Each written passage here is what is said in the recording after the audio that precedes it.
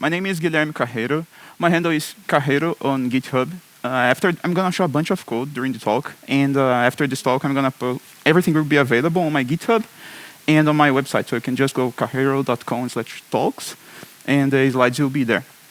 I actually was born in Brazil, in a place called New Europe, and and today I live in the old Europe. I live in Spain, Madrid.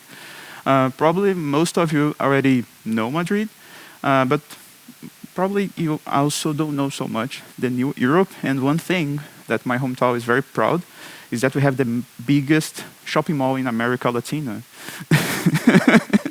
And a good history that I have about this shopping mall is that when I was 10 years old, my mother bought this book to me, and I learned the logics. I was always hacking a little bit with scripts because my uncle was a programmer. But this book really set those foundations in my mind. And then I started really feeling empowered to do stuff. And I started doing just stuff with Flash, like ActionScript and doing animations and mini games. And today I work at Shopify as a staff developer. I work pretty much focused on developer tooling for 3 years now. Before that, I worked at Red Hat. I also work with developer tooling. So generally, I just do developer tooling for a lot of time. And it's a kind of challenge that I really like because it's very self-contained. It requires a lot of performance, because nobody likes when you're programming and you need to wait a little bit for the language server. Oh, sorry. It's always a bit cumbersome and you need to wait. So we have very severe constraints. Like, for example, when I build some developer tooling, building a language server, generally, you want to return those clues for the developer, those context-aware clues for them, like the methods available, in at least 100 milliseconds. So it's very performance intensive. And it was at Shopify that I also had the opportunity of not only build stuff for running on developers' machines, but also to run into the server. And that's the thing that I'm going to show today. We're going to build a native extension that together, just like I built at Shopify, and we're going to follow all these steps, like from build from scratch, from boilerplating it, and thinking about all the things that we need to think when we're running in production. So cool. And why do we need a native extension, right? Why we just don't write pure Ruby? It's easier. And generally, the answer for this is performance. You need something that runs fast. So I'm going to just build a native extension. It's going to run fast because it's a native extension, and then we're done. And I believe that this reason is a bit debatable because Ruby is getting faster every day. We have widget, we have garbage collector enhancements. Like every version, Ruby gets a little bit faster. So my advice is that always benchmark your idea first, and then as soon as you benchmark and you have a strong clue that it's a good idea to write that native extension, then you proceed with your idea. And just to explore a little bit this performance aspect of native extensions, I'd like to show this example here. So here we have a very silly computational stuff happening, and here we have a pure Ruby code. And let's say that this calculation here is the core of your business, so you really want to optimize this and make this fast, and then you extract this to a native extension, just like this. So now I compute on Rust, and then I just get excited, and then I do this thing. Now I just extract everything to my Rust native extension. So we have these 3 scenarios here, and maybe which one is faster? Like when you look at these, which one sounds faster?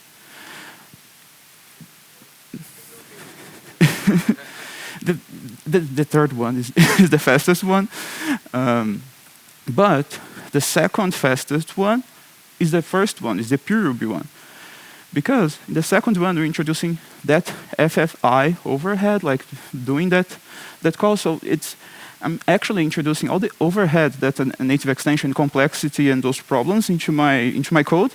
And in the end, I'm not having any benefit. So this is a bit of a comparison to think that using native extensions doesn't actually mean that there's a better path to go. So that's why it's always a good idea to prototype. And that's the thing that we're going to do today together. So I have a hypothesis for our prototype. As Ruby developers, we use a lot of YAML files. So probably we have a very good YAML parser because we're doing that all the time with our config files. We do that with our database on Rails. We do that in a bunch of places. Into the Rust land, folks, they generally use TOML files.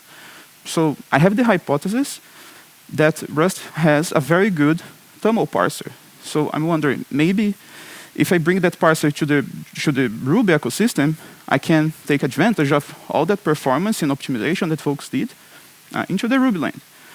So this is my hypothesis. Maybe I can use that parser that's faster into the Ruby ecosystem and bring that from the Rust ecosystem. So to validate my hypothesis, the thing that I did was this. Let's double check the TOML parsers that I have available on Ruby. And I just got the first 3 most used ones into these websites here. And I thought, I'm going to double check their code. They are all open source, so I can just double check. And with that, I validated that they are pure Ruby implementations of the TOML parser. So it seems like my prototype idea is a new thing. So it seems like I can really build a fast TOML parser by using these native extensions, and maybe this is going to be a good thing for a Ruby ecosystem. So I just started doing that. And the way that you can do this, you can just run on your machine. Bundle, gen, I'm just programming with my mind. Bundle gen fast TOML, which is the name of our gen. And we're using Rust as the native extension. And then we have all the boilerplates that we need.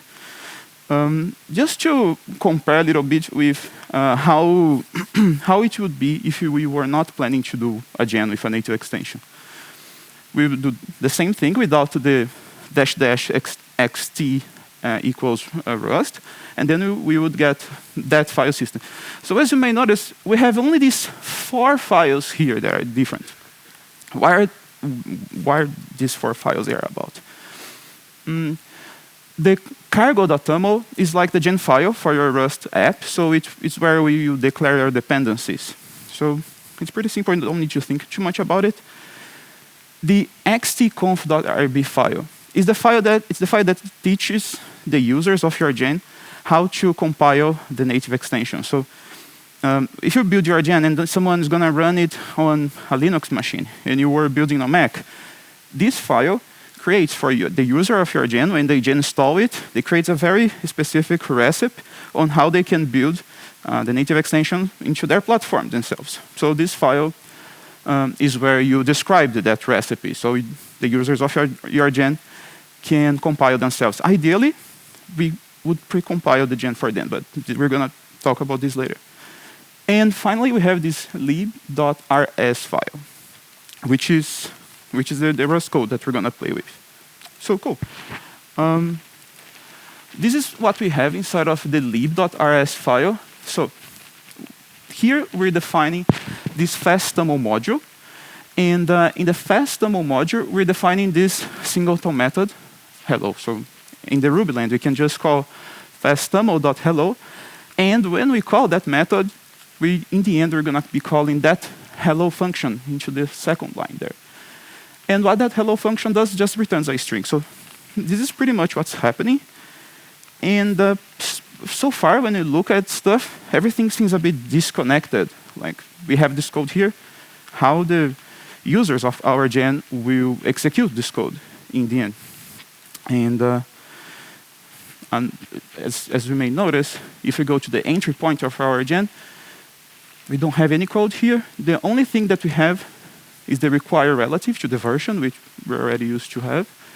And this require to fasttoml/fasttoml.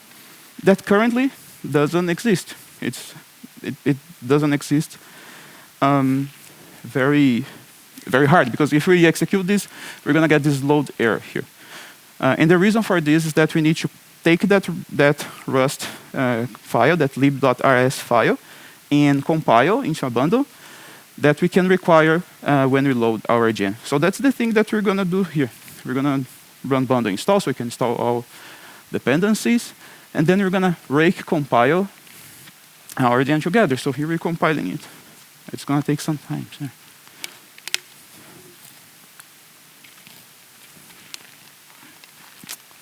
and it's done. So now we have, this video, it's really the time that it takes.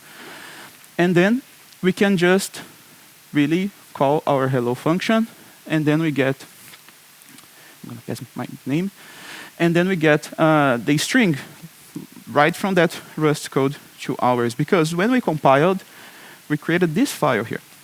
This is a shared object. That's our native extension compiled. So when Ruby requires our library, Ruby actually is requiring this shared object. On Mac, it's a fastamo.bundle. But remember, if someone using Linux, for example, install your GM, this file is going to be a fastamo.so. It's shared object. So this is the file that is the link between our Ruby code with our extension code. Everything sounds a bit magical, which is a thing that I don't like. That's why I really like this slide here. Into this first example, into this hello world example, we were using 2 libraries under the hoods, but into this slide here, it has everything that you need to compile your native extension and run it, and everything's happening here without any library. So let's digest this together. So the first thing we want to do is run this Ruby code, where we're calling puts hello from Rust, which is a method. And we want this method to return hello world. However, this method doesn't exist, right? If we execute this code as is, that method doesn't exist. So we need to require some file that implements this hello from Rust. And we're doing this require here. OK, so now all that we need to build is the simplest Rust extension file to be required. How can we build this? We can call the Rust compiler directly, just passing our source file as a parameter, clarifying how we want to build this file, clarifying that this file should be built.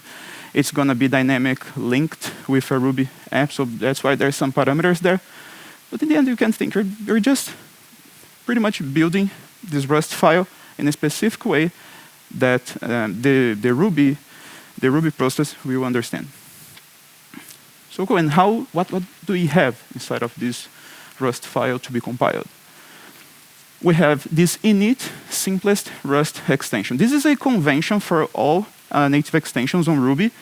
They should always have this the method like this: init underscore and the name of your extension. Because when you require your file, just like we're requiring here, the Ruby VM is going to call this init simplest Rust extension. So it's the first method that's called. And when it's called, we're defining this global function called hello from Rust. And when this function is called, it's going to call the hello from Rust function that just returns that Ruby string. Notice that we are calling this RB, defined global function, and we're calling this RB strnew, because we are creating a Ruby string there. That's not a Rust string. This is a Ruby string that we're creating there. And we need to just say to Rust, please, just trust me that this method, when we execute this code, they will be dynamically loaded. So you can just trust me they are available, and then the code's going to compile as expected. So this is how things work end to end. But in the first example that we were seeing, it was very simple, because we had these 2 libraries helping us. We have Magnus, which is the high-level binding that we have into the Rust land to create Ruby strings, Ruby hashes, Ruby stuff from the Ruby gens. This is the high-level bindings that we should use when we are writing our extension. And we have the RBCs, which is responsible for the low-level bindings. So if you need to write some unsafe code that you generally shouldn't, but there's always specific use cases, and RBCs is the one that has the low-level bindings. It takes care of the runtime. And generally, when you're writing a native extension with Rust, we're going to need these 2 dependencies. When you execute bundle, when you're executing creating the boilerplate of our gen, We were already introducing those two gens. They are kind of required if we are working with Rust and Ruby. So cool, this is a bit of the context of how things work under the hood. I really believe that into the next steps, by seeing the code, we're going to understand better the responsibilities of Magnus and RBCs. But this is pretty much what you need to keep in mind for now. Magnus, the high-level ones, RBCs, the runtime, and the low-level ones. So cool, back to our TUML prototype. You want to build a TUML parser and double-check if it's going to be really faster than the alternatives. This is pretty much what we need to build, right? We need to build a gen that has this parse method, and this gen is going to receive a string and return a Ruby value. A Ruby value because it can be a hash or it can be another thing. So this is the thing that we want to do. We want this parse method that returns this Ruby value. And under the hood, the thing we're going to do, we're going to call the TUML parser, parse the string, take that result, and convert to a Ruby data structure. Because we cannot just return this value from our Rust program. We process, and then we create the Ruby values, and then we return this to the Ruby VM. Then the Ruby VM will understand those objects. The Ruby VM will deallocate those objects, will garbage collect them. So that's why we really need to convert them to Ruby types. And the code, it's not so different from the prototype in the end. Let's double check. So here, into the line 10, it's the core of our app. We're calling the TUML library, the most used TUML library to parse TUML files. And we're calling this method from string. And then we get the TUML value. And then we convert this TUML value to Ruby value. So the line from 9 until 13, are the lines that really implement the parse logic. And in the line 5, we're pretty much just defining the parse method, which is the thing that we already learned. Like I just replaced hello world with the parse method. And how we convert this Rust value to a Ruby value? We're just visiting the data structure here. So we're receiving that value. If it's a TUML string, I'm going to use this intro value call to convert to a Ruby string. So that implementation already exists. And the same thing for all the other types, except for array and hash. Into these ones, we have some logic there to instantiate those Ruby objects. But it's quite intuitive in the end. We just iterate over them and create those values. So cool, we have the prototype. We can just benchmark now and double check if this is really valuable. So let's do this. So here I have my TUML input. I just got this from my cargo file. So here we have this TUML input. And the thing that I did was this. I'm benchmarking fast TUML with all the other TUML parsers, double checking the parse time in seconds into the second call, and double checking the iterations per second into the first part. So cool. When we check the first benchmark, the iterations per second, we notice that fast TUML is already much faster than the most popular TUML parsers that we have today. Like the perfect TUML is almost 3 times slower, but like the other ones are dramatically slower. So it seems like it's really relevant to keep it going with TUML. It seems like we validated our hypothesis. It sounds like we can really reuse. In the end, I feel bad because I'm not doing any work here. I'm just calling an existing parser that's faster in the end. I'm just porting this to the Ruby ecosystem. And here we have some data about the parse time, but it really just confirms what we had into the other benchmark. So cool. Let's make this a bit more production ready. Error handling. This is the dangerous thing, because here I was just calling this unwrap stuff, and I was calling this, what this call means. This call means that try to parse this string, and if anything goes wrong, you just stop here, the program. And this is not good, because in the end, this raises a very ugly exception into the Ruby land. Just doing this. And as you may notice, we get here a fatal exception. And we know that fatal exceptions, they are no good because they really terminate a Ruby program. So we don't want this kind of exception into our production code. So the way to fix this, instead of just calling unwrap like we were calling, we're going to do this. We ask for the parser, please, could you please parse this for me? And then we match that result. And if it's OK, I get the OK value. Actually, here in the line 18, I'm kind of replacing the result value with the real value in the line 18. And if it's OK, I do the same thing we were doing before. I converted this data structure to a Ruby data structure. But if anything goes wrong, I just take that error message, and then I instantiate a Ruby error. And this can be a bit cumbersome. So how can I create a Ruby error?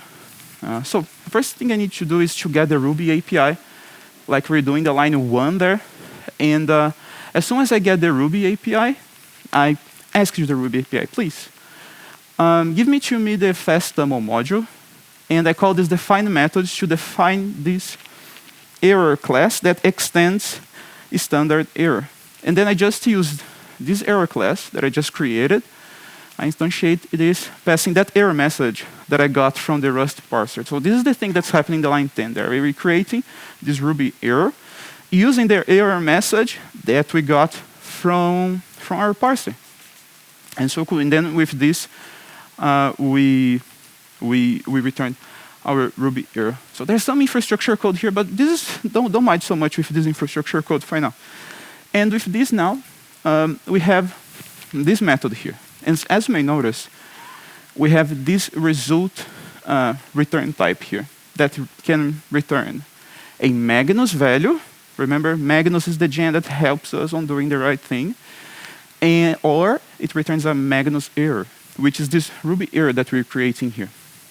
When we return a Magnus error, in the Ruby land, we're going to just raise that error. So we're not really returning this data structure here into the Ruby. This is a convention that we follow with Magnus to handle errors into Ruby. So when you call this method and everything goes OK, into the Ruby side, we're going to get the value.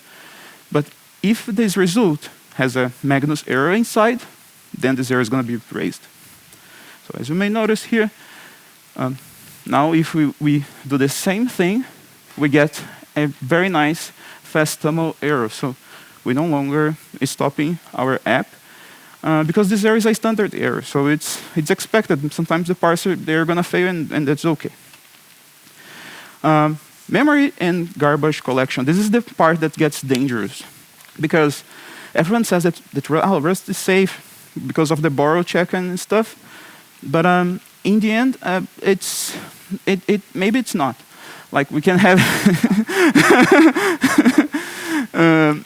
like unsafe code into our Rust code, and the problem with this is that we don't have the privilege of the garbage collector when we are writing Rust code. We need to handle the memory ourselves. It's our responsibility now. We no longer have the garbage collector. And maybe you're thinking, I can just not use unsafe in my code and then I'm safe. But if you have a dependency that has unsafe code, then your code is already unsafe, right? So you cannot put a gen in production that you're not so confident about the memory leak. So the tool that I used was valgrind to double check if my gen has had any memory leaks. So this way we prevent our gen from, every time that it parses, it uses a bit of memory, a bit of memory, a bit of memory, and then we have a very bad thing. So that valgrind helps us on identifying those leaks. So if we run this command here, Vanguard really helped us on identifying, oh, here we definitely have some bytes that were lost. So this was a helpful thing. However, if we run the same code into our Ruby code calling our native extension, we're going to get a bunch of other results that are not related to our extension. These are because there's so much stuff happening into the Ruby VM, and this is not so much into our control. So the thing that I did this into two phases. I run the same Ruby program without my gen, and then I run with my gen, and then I run into different scenarios, and I just keep looking at this summary here to double check if it was increasing. So this helped me to feel some smell about memory leaks, but in the end, it's much easier to just use this gen here. This gen encapsulates this process and helps you on using Vanguard in an easy way. And it also has a GitHub action integration. So every time that you ship a PR, you can run Vanguard and check if there's a memory leak. So it's very handy. And because Vanguard doesn't run into all platforms, it really needs to run on Linux. It's quite handy to folks that don't use the right platform. So cool, now we have a gen that's free on memory leaks. We have a gen that we're handling errors correctly, and we know that's fast. So maybe we can just start publishing it. And we could publish it right now, but then users, they are going to face this line when they're installing our gen. And this line takes a while, because it's going to need to download, if the user doesn't have Rust, this line is going to download Rust. It's going to download your native extension dependencies, and it's going to compile then, and it takes some time to compile this kind of problem, especially into diverse machines. So it's not a good thing. And then the thing that I was thinking was how the very good gens generally solve this. Generally, every release, they pre-compile the gen for popular platforms, just like this. So when, for example, when I install Wasmtime, I install the one that has the version for my platform. So it runs very fast. And then users, they don't need to compile themselves. I can compile for them. And actually, it can be quite cumbersome to compile, because we want to do this for all platforms. So this is another thing that you can just leave into a GitHub workflow or another workflow or in other infrastructure. But you can just go to the FastTML repository and copy this code if you wish. And then it's going to just work out of the box. And this code compiles the gen for all platforms and publishes then for you on Ruby gems. So it's quite handy. And now we have FastTML here, released into all platforms. And it seems like it's private here, but I just opened the code today because I was saving the surprise for today. And you can just go there and use. And if you think this sounds like a funny thing, I wanna play a bit more with this kind of code, and you don't have an idea of what to play, you can just go directly to this repository and fix this bug. Because I am converting a date to a string, which it's a date, right? But this doesn't impact the benchmarks, because I didn't have dates into my example. So but this is a good thing. So I don't think that the goal is really just rewrite all gens using Rust. As you may notice, it's a bit cumbersome, this process. You need to think into a lot of stuff. You are responsible to a lot of stuff that the Ruby ecosystem just gives for us for free, because Ruby is more programming friendly. But at the same time, this kind of approach, it opens the door for us to reuse so much stuff that there's already into Rust ecosystem. Some AI-related libraries, some parsing libraries. Parser are generally CPU-intensive tasks, so it's a very good use case for native extensions. But yeah, I feel like it's much more about reusability than necessarily about performance, but it's a bit also about performance as well. So it's pretty much this that I have to talk today. The talk is going to be on my website /talks if you want to double check any slide, and the fast demo is on my GitHub. Thanks everyone.